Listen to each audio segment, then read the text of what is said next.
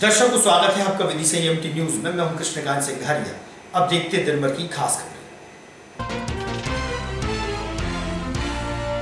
खरी फाटक railway overbridge से मॉर्निंग वॉक पर आए कमलेश करार की पुल से नीचे गिरने से हुई मौत। पुल से गिरकर पहले भी हो चुकी हैं मौतें। गुस्साए परिजनों ने किया प्रदर्शन।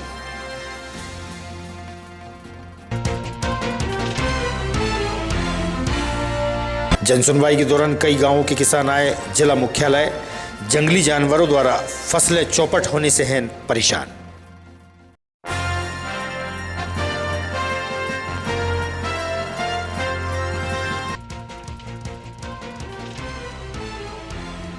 और जिला मुख्यालय पर हुई बैठक के दौरान अंतिम मतदाता सूची हुई जारी।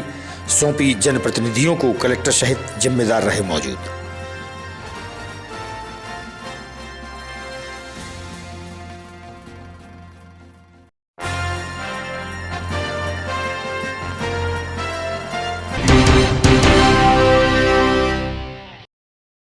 अब खबर विस्तार से। विदिशा के खरी फाटक रेलवे ओवरब्रिज से नीचे गिरे शख्स की सोमवार की शाम को मौत हो गई। करैया निवासी कमलेश करार पेट्रोल पंप पर काम करता था। वह सोमवार सुबह पर घर से मॉर्निंग वॉक के लिए निकला था।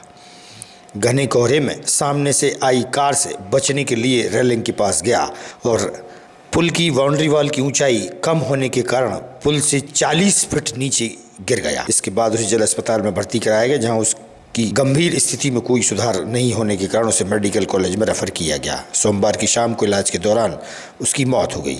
मंगलवार को उसके शव का पोस्टमार्टम कर परिजनों को सौंपा गया। रीढ़ की हड्डी टूटने से मौत होना डॉक्टरों ने बताया है। साथ ही सिर और पैरों में भी गंभीर चोटें आई थी। उन्हें बचाने की हर संभव कोशिश की गई, लेकिन वह बच नहीं सका। जानकारी के अनुसार 2018 में सेतु निगम ने किलोमीटर लंबे रेलवे ओवरब्रिज का निर्माण किया था। इसमें पैदल चलने के लिए फुटपाथ भी नहीं है, वहीं ब्रिज पर रेलिंग भी नहीं है। इसके चलते अभी तक 6 लोग अपनी जान गंवा चुके हैं। सितंबर महीने में एक दंपत्ति की मौत के बाद विधायक मुकेश टंडन सहित प्रशासनिक अधिकारियों और सेतु निगम की अधिकारियों ने ब्रिज का निरीक्षण किया था, लेकिन निरीक्षण में खामियां सामने आने के बाद भी पुल पर अभी तक रेलिंग नहीं लगी है। वहीं गुस्साए परिजनों ने मृतक के शव को रखकर प्रदर्शन भी किया। मौके पर सीएसपी भी पहुंचे।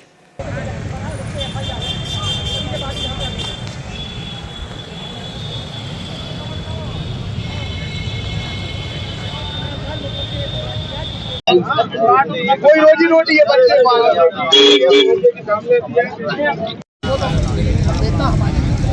और उसको नगर पालिका में खंडन जयंती पे साहब इतने लोग सर खंडन जयंती पे नगर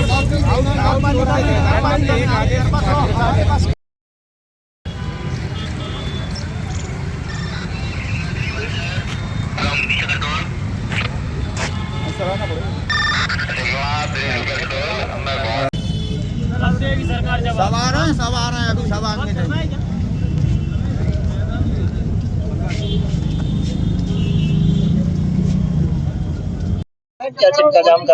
विदिशा ओवरब्रिज है, खरी फाटक से मेन मार्केट में जाने वाला रेलवे के ओवरब्रिज है। इस पर लगातार पिछले कई दिनों से पहले 2 दंपत्ति की पति पत्नी की मौत हो चुकी है। आज हमारे विदिशा शहर के करैया खेड़े रोड पर रहने वाले कमलेश करार की सुबह वो मॉर्निंग वॉक पर घूमने आए थे। अचानक से उनका बैलेंस, एक गाड़ी तेज रफ्तार में आई तो उनका बैलेंस खोने के कारण यहाँ जो रेलिंग जो बनाई गई है, मात्र केवल फुटपाथ भी नहीं बनाया गया और रेलिंग की जो दीवार उठाई है उसकी हाइट मात्र केवल 2 से 2.5 फीट है और उनका बैलेंस बिगड़ने के कारण गाड़ी इतनी तेज स्पीड में थी कि वो उनका घबरा गए और नीचे गिरने से उनकी डेथ हो गई। हमारा प्रशासन से मांग है कि इसको रेलिंग को तत्काल इसमें रेलिंग लगाई जाए। लगातार इस पर घटनाएं हो रही है, लेकिन प्रशासन इस पर कोई ध्यान नहीं दे रहा है। जो शिवराज सिंह जी का पैलेस है, खरी फाटक के ऊपर इन्होंने जो ब्रिज बनवाया था, ब्रिज की स्थिति ये कि 2.5 फीट की इसकी दीवार है, बाउंड्री, और यहाँ पे 6 लोगों की मौत हो गई है। पहले जब 2 लोग यहाँ पे मरे थे तो उस समय के तत्कालीन कलेक्टर बुद्धेश कुमार सिंह, यहाँ के विधायक मुकेश टंडन जी और एसडीएम सब लोग यहाँ पर आए थे और कहा था कि हम 8 दिन के अंदर यहाँ जाली लगवा देंगे। यहाँ 6 लोगों की मौत हो गई है। कल कमलेश करार नामक व्यक्ति, एक गरीब व्यक्ति जो जालोरी पेट्रोल पंप पे काम करता था, वो यहाँ पे गिर गया और उसकी मौत हो गई। जब हमने इस संबंध में प्रशासन से जानना चाहा तो किसी प्रकार की यहाँ कोई कार्रवाई नहीं की गई, ना तो अभी तक इन्होंने यहाँ पे बाउंड्री वॉल बनाई है, 2-2 फीट की जहाँ दीवार है। आज हमने यहाँ प्रदर्शन किया और उनके बच्चों को मुआवजा मिले, और प्रशासन में सबसे बड़ी बात हमने ये कहा है कि यहाँ की बाउंड्री वॉल कब बनेगी, कब यहाँ जाली लगेगी, क्योंकि 6 लोग यहाँ मर चुके हैं, कॉन्वेंट स्कूल बगल में है, छोटे छोटे बच्चे यहाँ ऑटो पे जाते हैं, कभी कोई ना कोई घटना दुर्घटना हो सकती है। आज जाकर प्रशासन एसडीएम और तहसीलदार यहाँ आए और उन्होंने आश्वासन दिया है कि हम 8 दिन के अंदर इस रेलिंग को बनवा देंगे, अगर नहीं बनवाई गई तो हमारी भ्रष्टाचार संघर्षवादी और कांग्रेस के साथ ही सभी लोग यहाँ प्रदर्शन करेंगे। सर, ये ओवरब्रिज खरी फाटक पर चक्का जाम किया गया था, क्या मामला है? बॉडी दरअसल चक्का जाम तो नहीं किया था, उन्होंने अपनी भावना व्यक्त करी थी और जब हम लोग पहुंचे तो उनको बता दिया। उनका ये कहना था कल दोपहर में करीब आ रहे होंगे कमलेश, तो कोई अज्ञात वाहन था कार वाला, उसने कोई खटपट मारा होगा तो ये संभल नहीं पाए और ब्रिज पे गिर गए और खत्म हो गए।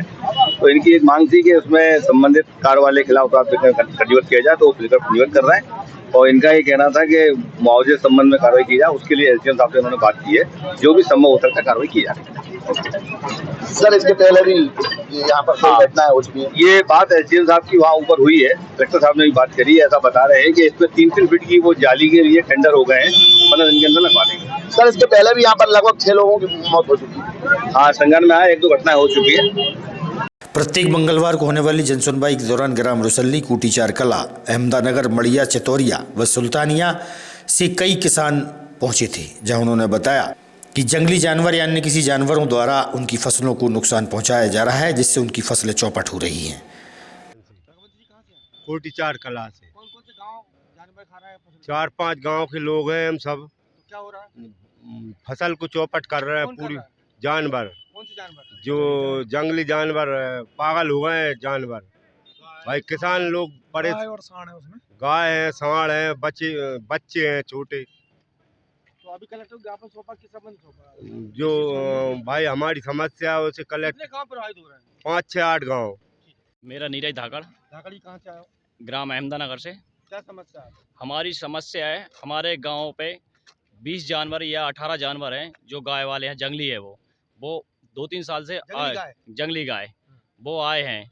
उनके लिए कहीं से कहीं तक भी भगा के कोशिश कर लिया, पर फसलों को नष्ट कर रहे हैं वो, और उनको भगा के पूरा प्रयास कर लिया, कोई वो नहीं निकल रहा सहन से। उनके लिए फेंसिंग करके देगी, 7 फीट की जाली, वो भी उसको कूद जाते हैं। नहर चल रही है, जो हलाई डैम से नहर आई है, वो 20 फीट चौड़ी है, 10 फीट गहराई है, उसको भी उलागते जा रहे हैं, और आपस में किसानों में झगड़ा हो रहा है और फसल को पूरी तो जो आपने जो गांव बताया, कौन कौन से नाम गांव के? हमारा गांव अहमदानगर है, और जो मेरे साथी आए हैं वो कोटीचार के हैं, मड़िया के हैं, चितौरिया कला के हैं, सुल्तानिया के हैं। वो इन लोगों ने जो सारी ज़मीनें लगी हैं, जो झुंड ने वहाँ पे वो बना लिया एक अड्डा जैसा, वो यहाँ से हमने इनको भगा के भी देख लिया। फसल कटने के बाद पिछली बार प्रजापिता ब्रह्म कुमारी ईश्वरी विश्वविद्यालय की बहन द्वारा चर्चा के दौरान बताया गया कि आज के परिवेश में हर व्यक्ति तनाव में है, तनाव में ही कार्य कर रहा है। तनाव से दूरी बनाए रखने हेतु उपाय बतलाए गए। आज के इस आपाधापी भरे जीवन में तनाव से मुक्ति पर चर्चा की गई। ओम शांति। मैं ब्रह्मा कुमारी से डॉक्टर रीना बहन हूँ। बहन जी, आज जैसे कि आपके द्वारा जो कार्यालयों में जाकर कार्य कर रहे हैं, जो तनाव मुक्त कार्य कर रहे हैं लोग, उनके लिए किस तरीके से आपने मेडिटेशन के माध्यम से या किस मंत्र से आपने उनको समझाया है कि ताकि वो रिलैक्स होकर कार्य करें? ये हमारा ब्रह्मा कुमारी इसका प्रशासनिक सेवा प्रभाग का पूरे मध्य प्रदेश में अभियान निकाला जा रहा है, और ये अभियान हमारा 17 नवंबर को शुरू हुआ है और मार्च तक चलने वाला है। और ये पूरे जिला और ब्लॉक स्तर पे, तहसील स्तर पर चल रहा है, और इसमें विशेष रूप से प्रशासनिक अधिकारियों के लिए, कार्यपालक और प्रबंधक कर्मचारियों के लिए है। और इस अभियान का उद्देश्य यही है, स्वर्णिम जागृति मध्य प्रदेश अभियान का उद्देश्य यही है कि कैसे हमारे अधिकारी और कर्मचारी तनाव मुक्त बने।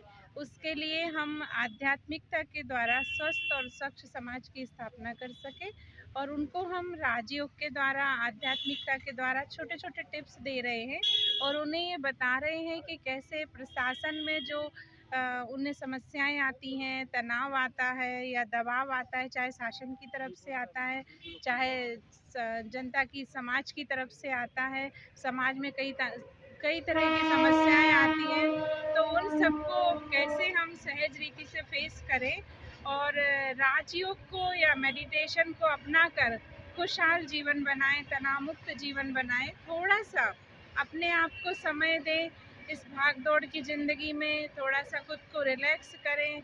जैसे आज हम देखते हैं कि मोबाइल को हम चार्ज भी करते हैं, रिचार्ज भी करते हैं, इसी तरह से आज अधिकारियों से, कर्मचारियों से हमने ये आह्वान किया कि अपने आप को थोड़ा रिलैक्स करें और खुशहाल होके, तनाव मुक्त होके लोगों की सेवा करें और तालमेल बना के रखें। ओम शांति। ये विधायक जो उमाकांत शर्मा जी, उनको ज्ञापन दिया था आपके द्वारा, क्या था पूरा मामला? उन्होंने आश्वासन दिया, कहा कि आप मान्यताएं डालो, देखते हैं उसमें क्या करते हैं। अब ज्ञापन दें कि 3 सूत्री मांग थी जो हमारी, उसमें रजिस्टर करारनामा ज़्यादा महत्वपूर्ण है। थोड़ी सी प्रॉब्लम आ रही, संपदा 2 के माध्यम से बनना है रजिस्टर करारनामा, उसमें काफ़ी दिक्कतें आती हैं। इस कारण से सोच रहे हैं कि वो करारनामा जो है ना, वो उसको शिथिल किया जाए, वो बहुत ज़्यादा ज़रूरी है। ग्रामीण क्षेत्र में तो बनना संभव ही नहीं है करारनामा, इसलिए लेटरिन में मुख्यमंत्री जी आए, माननीय मुख्यमंत्री जी को हमने ज्ञापन दिया। बाकी प्रभारी मंत्री जी एवं क्षेत्रीय विधायक उमाकांत जी को भी ज्ञापन दिया, जिसमें देखते हैं क्या होता है। बाकी उन्होंने आश्वासन दिया है कि होगा कुछ ना कुछ उसमें। जय हिंद, जय Bharat. Rajput private school association का कोषाध्यक्ष। लटेरी में मुख्यमंत्री जी से हमारी बात हुई, जिसमें टीचरों को इस बार लेके उनका आधार सत्यापन होना है, जो कि पॉसिबल नहीं है। प्राइवेट स्कूलों में जो टीचर पढ़ाते हैं वो एक से अधिक स्कूलों में भी पढ़ाने जाते हैं। अगर आधार सत्यापन होगा तो वो एक जगह ही होकर रह पाएंगे, इसलिए उनको आर्थिक स्थिति से भी जूझना पड़ेगा। तो मुख्यमंत्री जी से हमारी बात हुई तो उन्होंने आश्वासन दिया कि इसको भी हम आराम से उसको देखेंगे, जो भी है उसको सेटल करेंगे नियम को।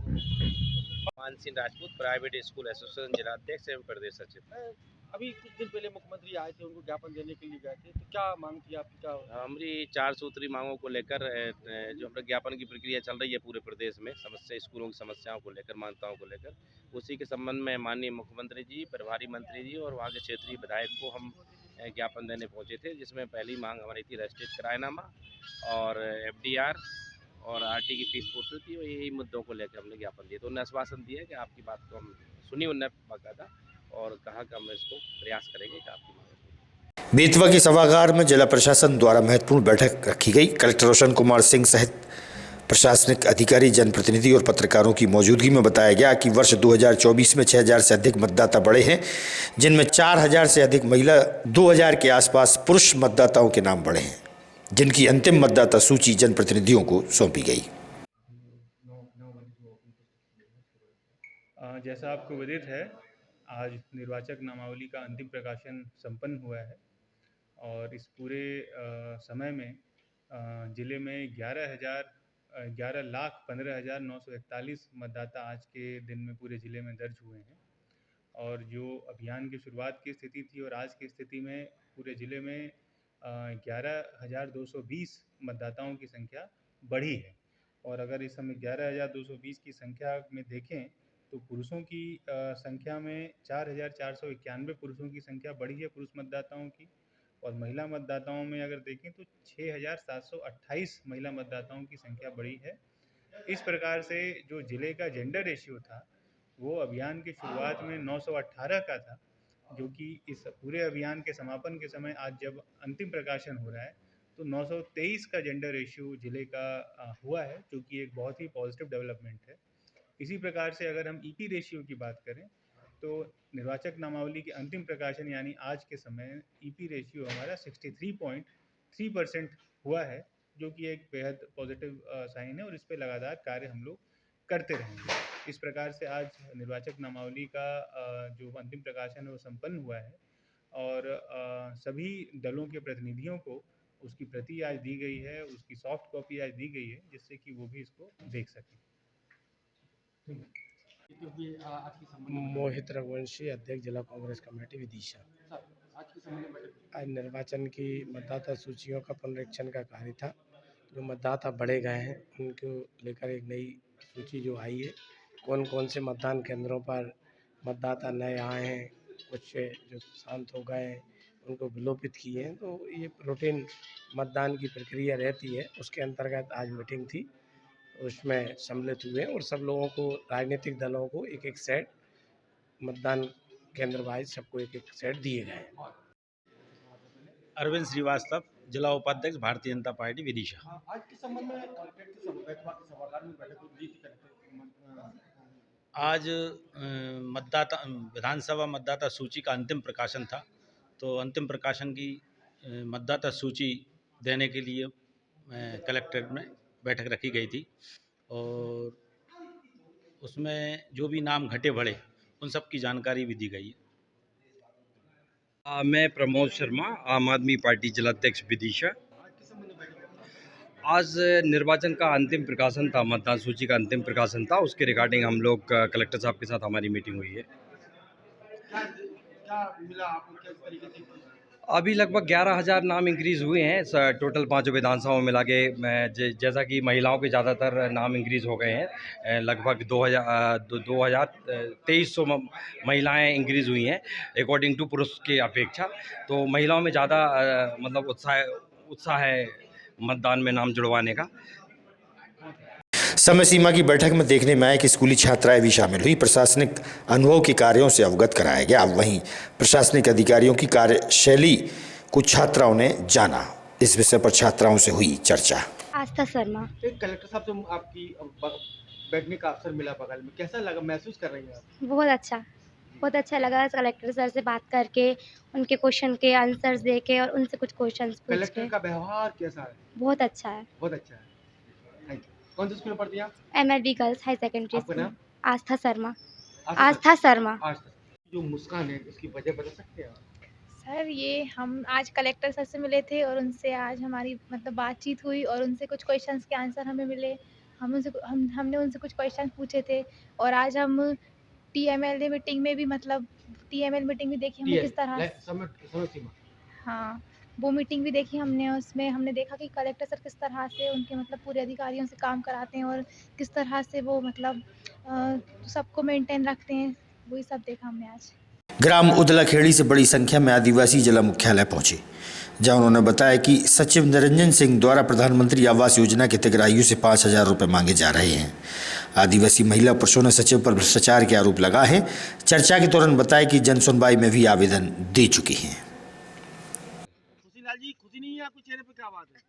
जी सर, खुशी कहाँ से आ गई? सर्दी में मोड़ मोड़ी पड़े हैं, बरसात के घर तोड़वाए अपने, अभी तक हाइट के पैसा पूरे नहीं डले।